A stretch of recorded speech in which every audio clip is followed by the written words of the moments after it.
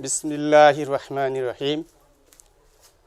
পঞ্চম শ্রেণীর শিক্ষার্থীবৃন্দ, এনএস আমিন রেসিডেন্সিয়াল স্কুল কর্তৃক আয়োজিত অনলাইন বেস ক্লাসে তোমাদের সকলকে স্বাগতম। আমি মোহাম্মদ মাহফুজুর রহমান। আজকে আমি পঞ্চম শ্রেণীর গণিত বিষয় নিয়ে আলোচনা করব।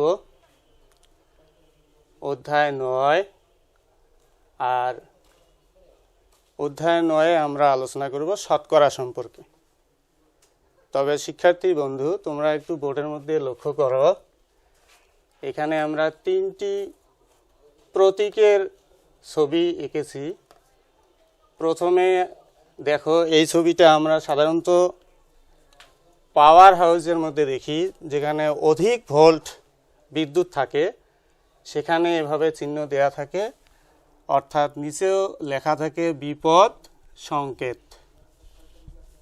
বিপদ সংকেত। তাহলে আমরা এই প্রতীক দিয়ে বুঝলাম বিপদ সংকেত, তার মানে ওখানে হাত দেওয়া বা স্পর্শ করা যাবে না। তারপরে আমরা দেখতে পাচ্ছি একটি পতাকার ছবি। পতাকা হচ্ছে যে কোনো দেশের একটি প্রতীক, আর এই যে পতাকা আমরা দেখতে পাচ্ছি, এটা আমাদের বাংলাদেশের পতাকার প্রতীক। তাহলে এটাও একটা হচ্ছে পতাকার প্রতীক। পতাকার প্রতীক। তাহলে পরে আমরা যেটা দেখতে পাচ্ছি, তাহলে এটা কিসের প্রতীক? হ্যাঁ, এই প্রতীকটার নামই হচ্ছে শতকরা প্রতীক। শতকরা প্রতীক।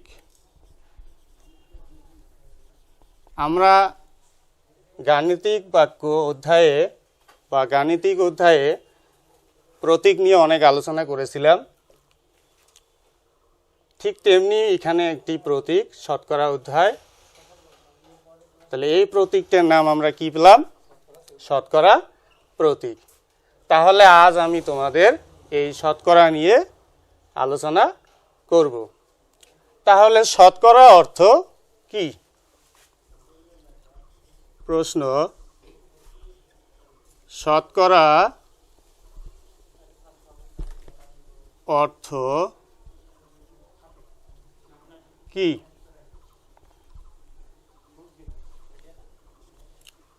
শতকরা অর্থ প্রতিশতে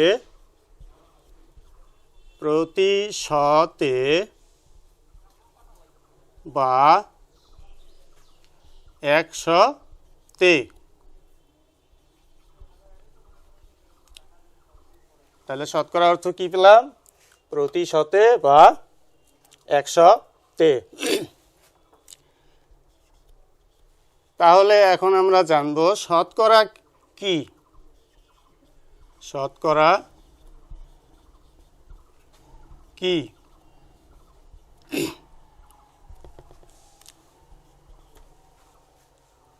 এটার উত্তর আমাদের বইয়ের মধ্যেই আছে, যে শতকরা হলো এমন একটি অনুপাত যা 100 এর ভগ্নাংশ রূপে প্রকাশ করা হয়।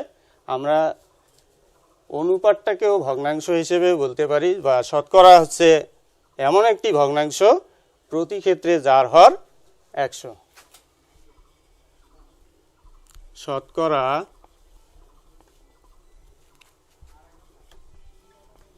এমন একটি ভগ্নাংশ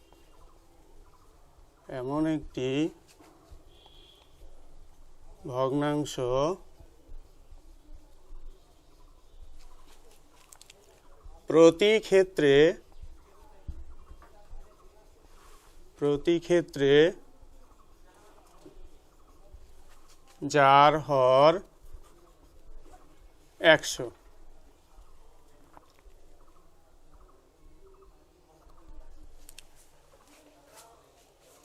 শিক্ষার্থীবৃন্দ, এই অধ্যায় 9টি বা অধ্যায় 9 3 ভাগে বিভক্ত। একটা হচ্ছে রাশির তুলনা, আর ওখানে আছে পরের অধ্যায়ে আছে হচ্ছে সরল মুনাফা এবং শেষে আছে লাভ ও ক্ষতি। আজ আমি তোমাদের রাশির তুলনা নিয়ে আলোচনা করব।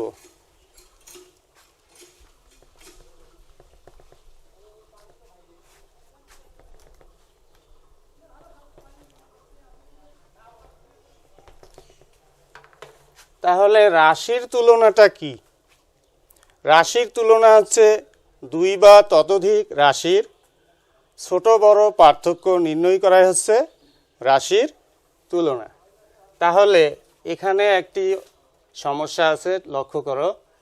কোনো বিদ্যালয়ে চতুর্থ শ্রেণীর 50 জন শিক্ষার্থীর মধ্যে 20 জন ছাত্রী এবং পঞ্চম শ্রেণীর 25 জন শিক্ষার্থীর মধ্যে 12 জন ছাত্রী। তুলনামূলকভাবে কোন শ্রেণীতে ছাত্রী বেশি তা আলোচনা করি। তোমরা দেখতে পাচ্ছ এখানে একটি ছেলের ছবি আছে আর একটি মেয়ের ছবি আছে। ছেলেটি মন্তব্য করেছে, যেহেতু 20 সংখ্যাটি 12 এর থেকে বড়, তাই আমার মনে হয় চতুর্থ শ্রেণীতে ছাত্রী সংখ্যা বেশি। তাহলে আমরা এই ছেলে আর মেয়ের দুইজনের মন্তব্য আমরা প্রমাণ করে দেখাবো কার মন্তব্য সঠিক। এখানে লক্ষ্য করো, চতুর্থ শ্রেণী সংক্ষেপে দেখানো হয়েছে। মোট শিক্ষার্থী 50, তার মধ্যে ছাত্রী হলো 20। পঞ্চম শ্রেণীতে আছে মোট শিক্ষার্থী 25, এর মধ্যে ছাত্রী হলো 12। তাহলে ভগ্নাংশে যদি যাই, এখানে স্পষ্ট লেখা আছে ভগ্নাংশে চতুর্থ শ্রেণীতে মোট শিক্ষার্থীর মধ্যে ছাত্রী 50-এর 20 ভাগ। তাহলে চতুর্থ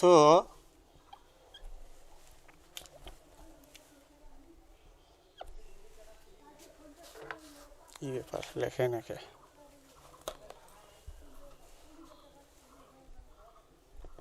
চতুর্থ শ্রেণীতে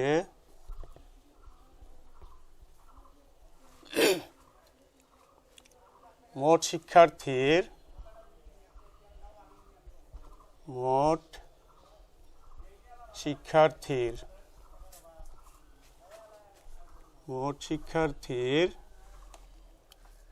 মধ্যে ছাত্রী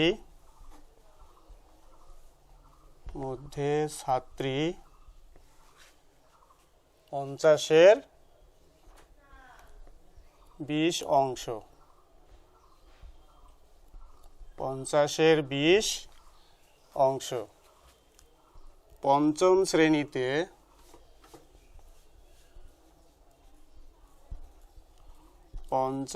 শ্রেণীতে মোট শিক্ষার্থীর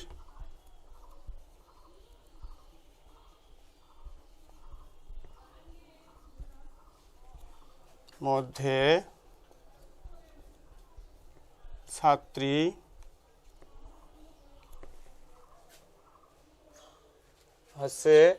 25-এর 12 অংশ।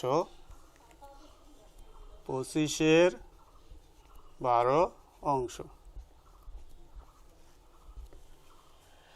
এখন আমরা ভগ্নাংশ অধ্যায়ে যখন তুলনা করেছিলাম, তখন ভগ্নাংশের হরগুলোকে আমরা সমহর বিশিষ্ট করে তুলনা করেছিলাম। কিন্তু যেহেতু এটা শতকরার অধ্যায়, তাই এখানে ভগ্নাংশ দুটিকে অবশ্যই শতকরার মাধ্যমে তুলনা করতে হবে। দেখো কিভাবে শতকরার মাধ্যমে তুলনা করা হয়। তাহলে এখানে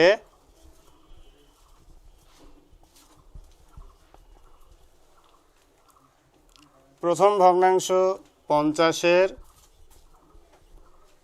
20 সমান শতকরার এমন একটি কথা আমরা আগেই বলেছি, প্রতি ক্ষেত্রে যার হর 100। তাহলে এখানে 50 আছে, একে এমন একটি সংখ্যা দিয়ে গুণ করব যাতে হর 100 হয়। তাহলে আমরা দেখতে পাচ্ছি 50, তাকে 2 দিয়ে গুণ করলে তো আমরা 100 অনায়াসে পেয়ে যাব। তাহলে 50 গুণন 2 লবকেও আবার একই সংখ্যা দিয়েই গুণ করতে হবে। তাহলে কি দাঁড়ালো? 20 দুগুণে 40, 50 দুগুণে 100। আর আমরা জানি কোনো ভগ্নাংশের ক্ষেত্রে হর যদি 100 হয় তাকে আমরা শতকরা চিহ্ন দিয়েও প্রকাশ করতে পারি। তাহলে আমরা এটাকে লিখতে পারবো 40%।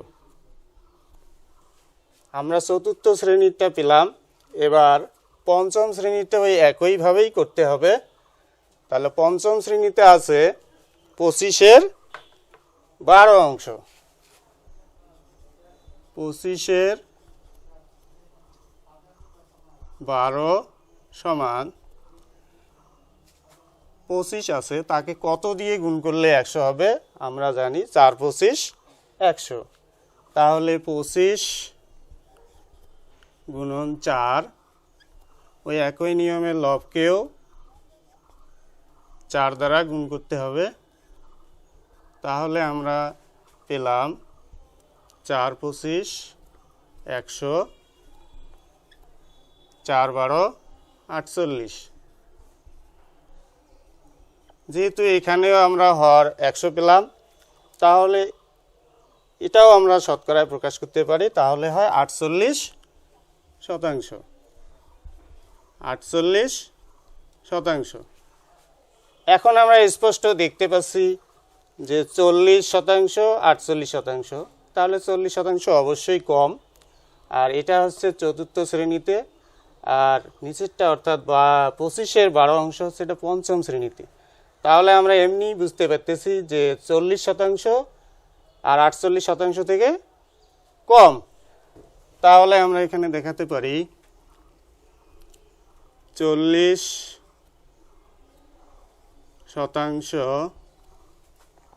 হ্যাঁ, প্রতীক চিহ্ন যা আমরা এর আগের অধ্যায়ে আলোচনা করেছিলাম, ছোট চিহ্ন এবং বড় চিহ্ন। তাহলে মনে না থাকার জন্য আমরা একটা কৌশল দেখাইছিলাম যে বড় চিহ্ন কোনটা, ছোট চিহ্ন কোনটা। যদি মনে না থাকে তাহলে আমরা দুই বাহু দুই হাতের এভাবে, তাহলে কোনটা এদিকে হয়, তাহলে এটা হচ্ছে বাম দিকে, যেহেতু এটা ছোট চিহ্ন, আর এটা গেলে এটা হবে বড় চিহ্ন। তাহলে আমরা এখানে দেখতে পাচ্ছি 40, আর এখানে আছে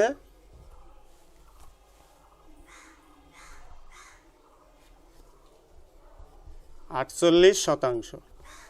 তাহলে 40 থেকে 48 বেশি। তাহলে আমরা আরও একটা প্রচলিত কথা শিখেছি যে হা করা চিহ্ন যেদিকে থাকে বড় সংখ্যাটা সেদিকেই থাকে।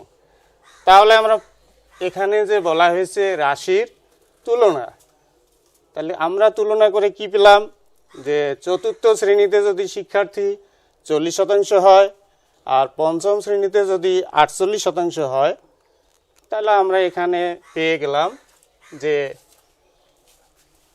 আনুপাতিক হারে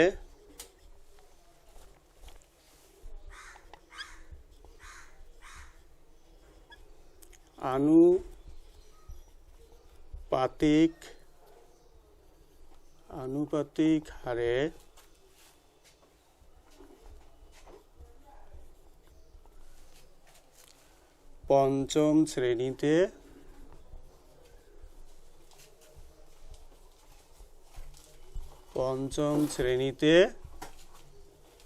শিক্ষার্থীর সংখ্যা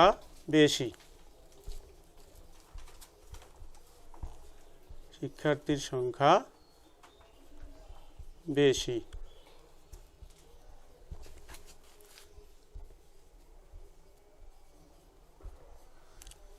তাহলে আমরা উত্তর কি লিখতে পারবো? পঞ্চম শ্রেণী। উত্তর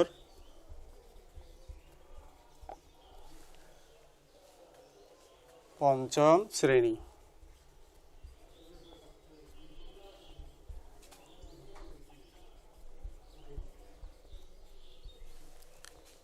শিক্ষার্থীবৃন্দ, আমরা রাশির তুলনা করা শিখলাম। এরপর আমরা যাব যে শতকরাকে বা শতকরাগুলোকে ভগ্নাংশ, দশমিক ভগ্নাংশে কিভাবে প্রকাশ করতে হয় এবার আমরা তা তোমাদেরকে করিয়ে দেখাবো, তোমরা লক্ষ্য করো।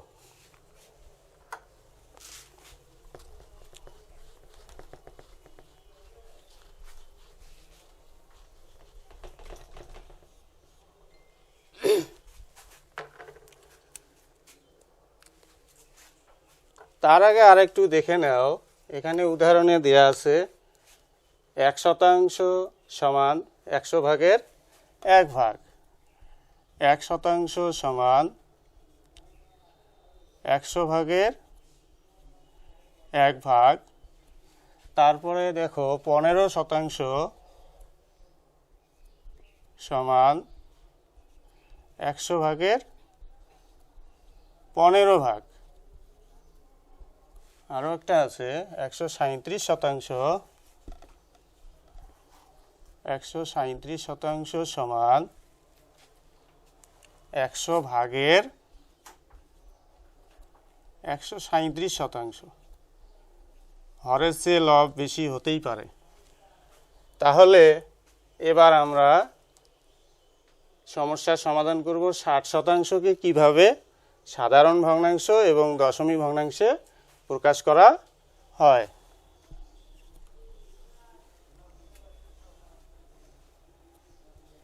একের এক সমাধান।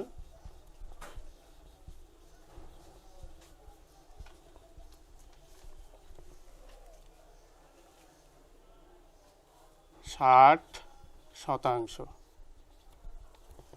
আমরা একটু আগে দেখেছি যে 1% সমান যদি 100 ভাগের 1 ভাগ হয়, 15% যদি 100 ভাগের 15 ভাগ হয়, 137% যদি 100 ভাগের 37 হয়, তাহলে 60% সমান 100 ভাগের 60 ভাগ হবে।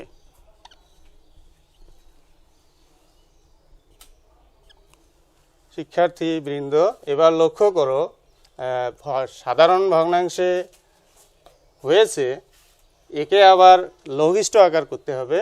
আমরা জানি যে কোনো ভগ্নাংশে লব ও হরের এক ব্যতীত অন্য কোনো সাধারণ উৎপাদক না থাকলে সেটাই হয় লঘিষ্ঠ আকার, অর্থাৎ ভগ্নাংশের লঘিষ্ঠ আকার।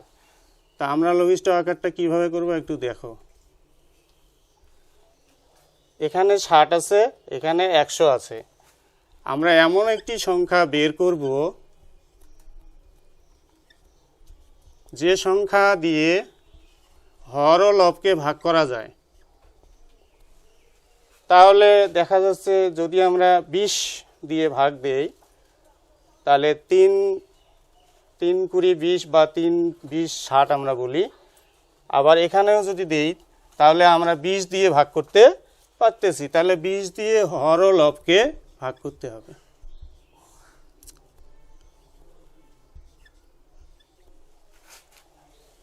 তাহলে এখন কি দাঁড়ালো যে 3 × 60 উপরে 3, আর এখানে হচ্ছে 5 × 100, 5-এর 3।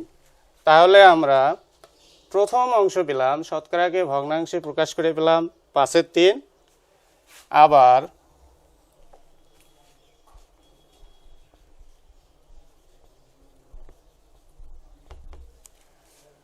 বলা হয়েছে যে দশমিক ভগ্নাংশে প্রকাশ করো। তাহলে এই 5-এর 3 ভগ্নাংশকেই আবার আমরা দশমিক ভগ্নাংশে কিভাবে করব একটু দেখো। 5-এর 3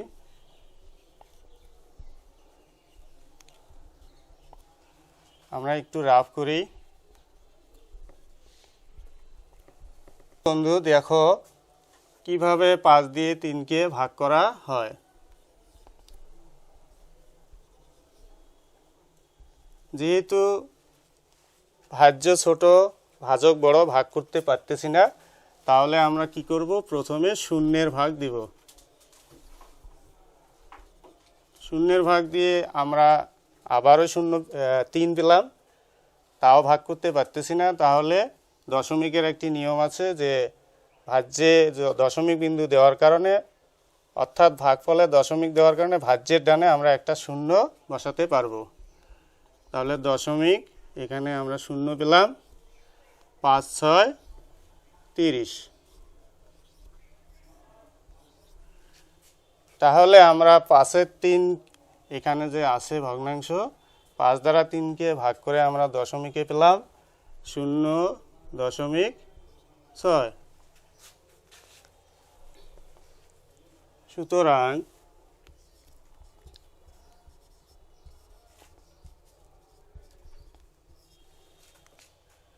60%কে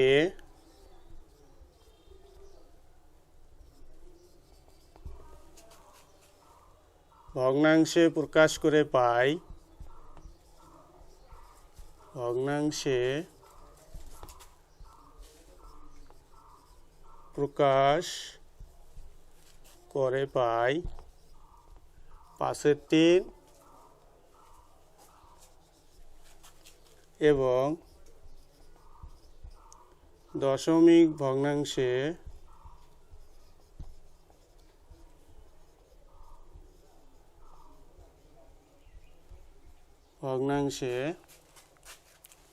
প্রকাশ করে পাই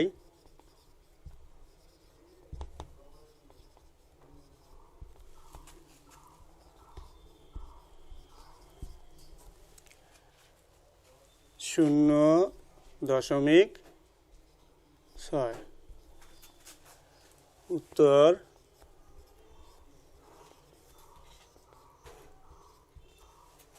5/3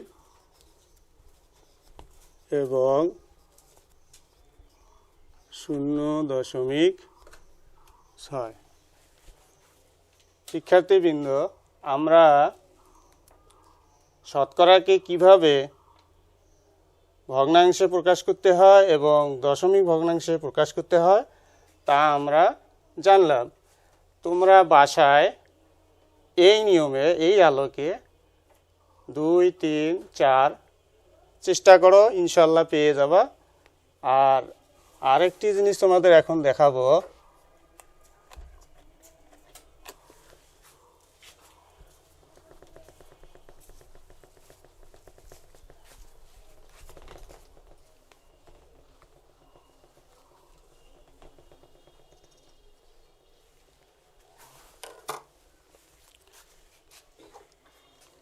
যে আবার এখানে আছে যে নিচের ভগ্নাংশ দশমিক ভগ্নাংশকে বা ভগ্নাংশগুলোকে শতকরা প্রতীক ব্যবহার করে প্রকাশ করো, অর্থাৎ শতকরায় প্রকাশ করতে বলা হয়েছে। এবার তাহলে লক্ষ্য করো,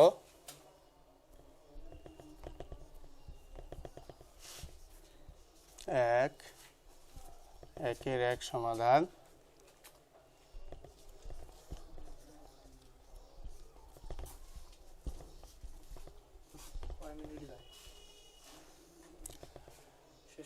দেয়া আছে 24 নিচে 100।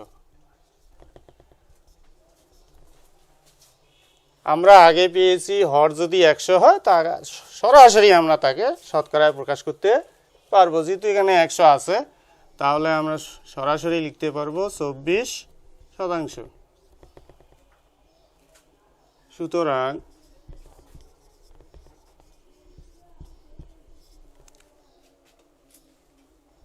24 অর্থাৎ 100 ভাগের 24 ভাগকে শতকরায় প্রকাশ করে পাই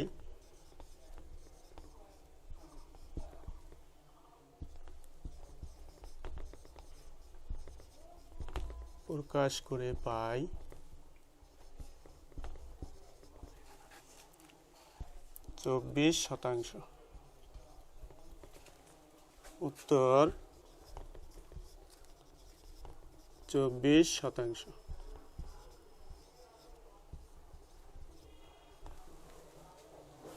প্রিয় শিক্ষার্থীবৃন্দ, আমি যে নিয়মে অঙ্কগুলো কষালাম তোমরা বাসায়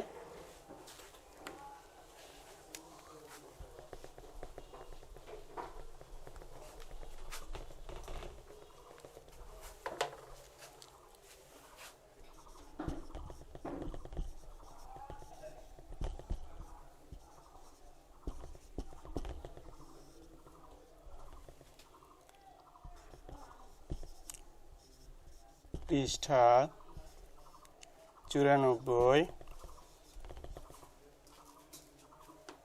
1 নং এর 2, 3